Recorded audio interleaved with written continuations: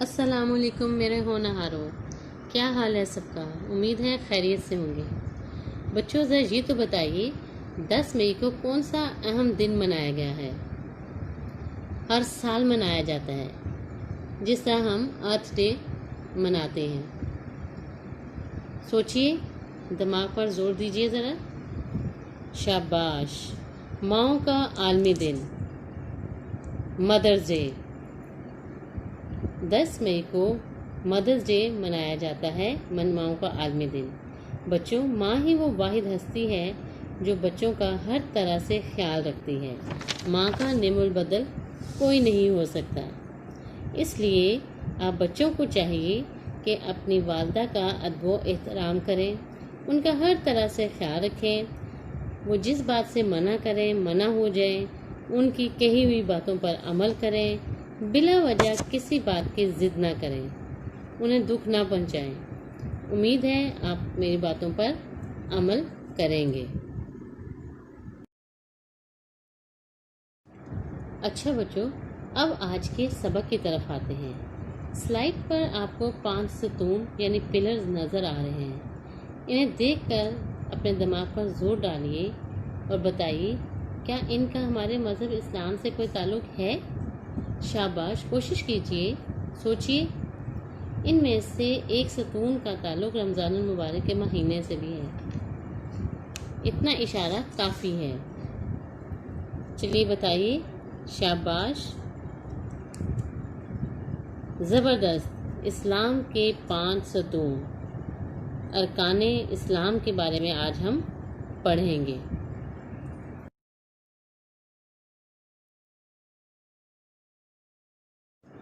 بچوں، سب سے پہلے تدریسی مقاصد دیکھتے ہیں کہ اس سبق کو پڑھانے کا کیا مقصد ہے۔ طلباء اس قابل ہو جائیں گے کہ ارکان اسلام سے مکمل آگاہی حاصل کر سکیں اور ان ارکان کا زندگی میں عملی مظاہرہ کر سکیں۔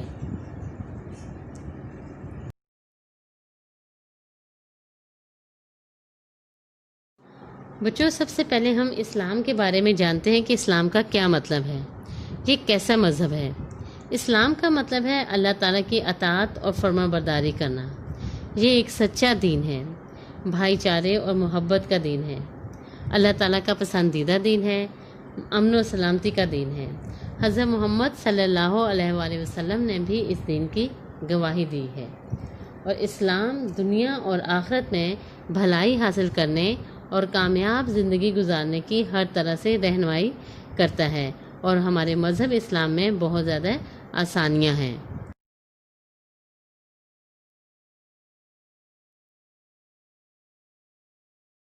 بچوں، اب آتے ہیں ارکان کی طرف۔ ارکان رکن کی جمع ہے۔ اس کے معنی ہیں ستون یا کسی چیز کا لازمی حصہ۔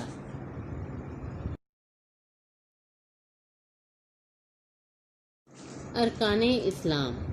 بچوں، آپ سلائیڈ پر دیکھ رہے ہیں کہ پلرز بنے ہوئے ہیں۔ اب یہ پلرز کس لیے بنے؟ یہ ایک عمارت کو سپورٹ کریں گے، یعنی پلر جو ہیں وہ بنائے جا رہے ہیں عمارت کو مضبوطی دینے کے لیے، اور کوئی بھی عمارت ستونوں کے بغیر کھڑی نہیں ہو سکتی۔ جس طرح ستونوں پر عمارت کھڑی ہوتی ہے، اسی طرح سے اسلام کی عمارت بھی خاص ستونوں پر قائم ہے۔ یہ ستون دراصل وہ عبادات ہیں جن کے بغیر اسلام کا تصور نہیں کیا جا سکتا۔ ان عبادات کو ارکان اسلام کہتے ہیں۔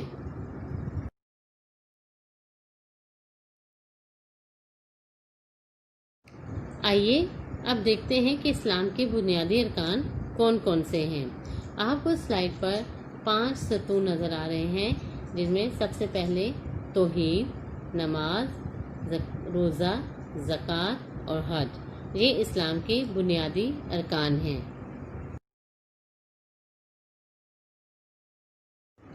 بچوں، اب ارکان اسلام کی تھوڑی سی تفصیل کی طرف چلتے ہیں۔ پہلا رکن ہے توحید۔ توحید کا مطلب ہے اللہ تعالیٰ کو دل سے ایک ماننا اور زبان سے اس کا اقرار کرنا۔ دل سے اس بات پر یقین رکھنا کہ اللہ کے سوا کوئی عبادت کے لائق نہیں، اس کا کوئی شریک نہیں اور نہ کوئی اس جیسا ہے، اور وہ ہر بات کو جانتا ہے، ہر چیز اس کی دسترس میں ہے۔ اس پورے نظام کائنات کا مالک ہے اور اس کے حکم سے سارا نظام چل رہا ہے۔ اللہ کو ایک ماننے اور اس کا اقرار کیے بغیر کوئی عمل، کوئی عبادت قبول نہیں ہوتی۔ توحید کا دل سے یقین کرنا ہر مسلمان کے لیے ضروری ہے۔ بچوں، اسلام کا دوسرا رکن ہے نماز۔ آپ مجھے بتائیے، آپ میں سے کتنے بچے نماز پڑھتے ہیں؟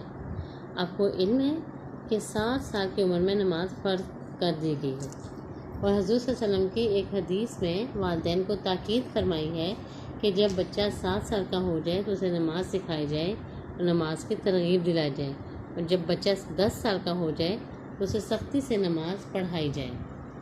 نماز ہر مسلمان مرد و عورت پر فرض ہے۔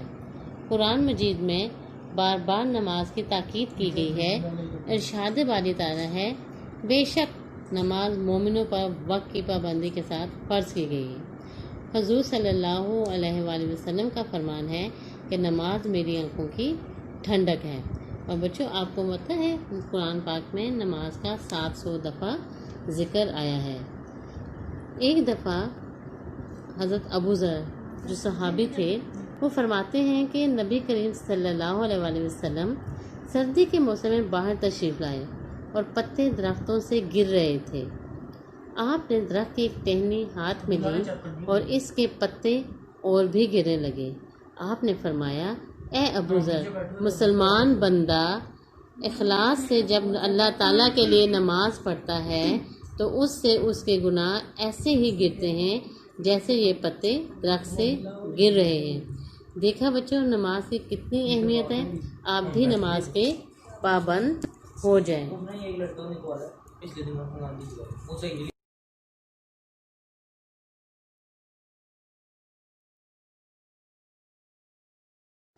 بچوں، اب ہم آتے ہیں روزے کی طرف۔ روزہ اسلامی نظام عبادات کا اہم رکن ہے۔ روزے کو عربی میں صوم کہا جاتا ہے، جس کا مطلب ہے خود کو روکنا۔ شریعت میں روزہ صبح صادق سے غروب آفتاب تک تمام دن کھانے پینے اور دوسرے برے کاموں سے باز رہنے کا نام ہے۔ روزے اہل ایمان مرد اور عورت پر فرض ہیں۔ اللہ تعالیٰ قرآن پاک میں فرماتا ہے، اے ایمان والو، ہم پر روزے فرض کیے گئے ہیں جس طرح سے تم سے پہلی قوموں پر فرض کیے گئے تھے تاکہ تم پرہیزگار بنو۔ حضرت محمد صلی اللہ علیہ وسلم کا ارشاد ہے، جب رمضان کا آغاز ہوتا ہے تو جنت و رحمت کے دروازے کھول دیے جاتے ہیں اور دوزخ کے دروازے بند کر دیے جاتے ہیں، شیاطین زنجیروں میں جکڑ دیے جاتے ہیں۔ اللہ تعالیٰ کا ارشاد ہے کہ روزہ میرے لیے ہے اور میں اس کا اجر دوں گا۔ بچوں، رمضان میں آخری 10 دنوں میں اللہ تعالیٰ نے ہمیں طاق راتیں دی ہیں۔ ان میں کوئی ایک رات شب قدر ہے جو 1000 مہینوں سے بہتر ہے، اور رمضان میں ہی اللہ تعالیٰ نے قرآن پاک نازل کیا۔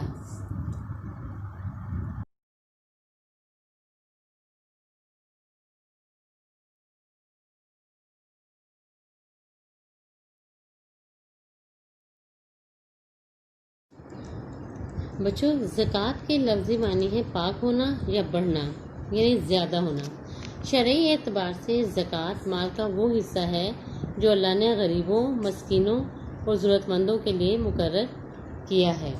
اسلامی شریعت میں اس سے مراد ہر صاحب نصاب کا اپنے مال کے 2.5% 2.5% حصے سے مستحق لوگوں کی مدد کرنا ہے۔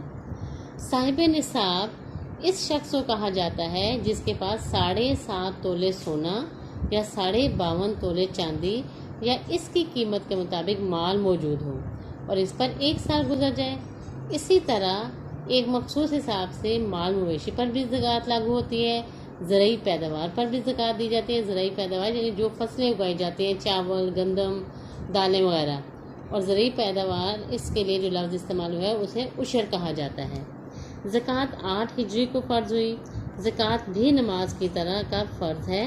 اللہ تعالیٰ نے نماز کے بعد زکوٰۃ کو اہم دینی فریضہ قرار دیا ہے، اور قرآن پاک میں بھی بار بار ذکر آیا ہے، نماز کے ساتھ۔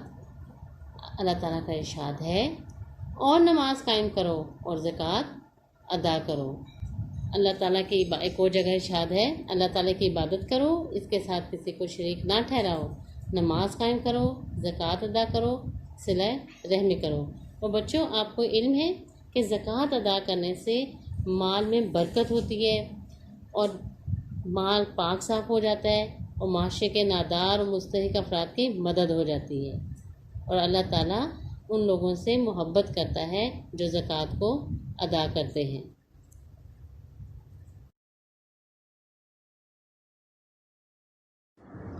حج اسلام کا 5واں رکن ہے۔ حج کے لغوی معنی قصد اور ارادہ کے ہیں۔ اصطلاح شریعت میں ذی الحج کی متعین تاریخوں میں، یعنی مقررہ تاریخوں، جو تاریخیں مقرر کی گئی ہیں، ان میں حج کی نیت اور ارادے سے خانہ کعبہ کی زیارت اور مکہ معظمہ میں دوسرے ارکان ادا کرنے کو حج کہتے ہیں۔ آپ کو علم ہے کہ حضرت آدم علیہ السلام جب اس دنیا میں اتارے گئے تو انہوں نے اللہ تعالیٰ کی عبادت کے لیے جو سب سے پہلا گھر تعمیر کیا وہ یہی خانہ کعبہ تھا۔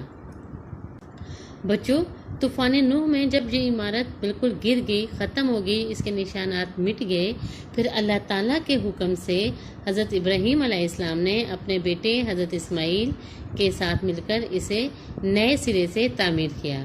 جبرائیل علیہ السلام نے آ کر مناسک حج یعنی اس گھر کی زیارت کے آداب بتائے اور اس طرح حج کا آغاز ہوا۔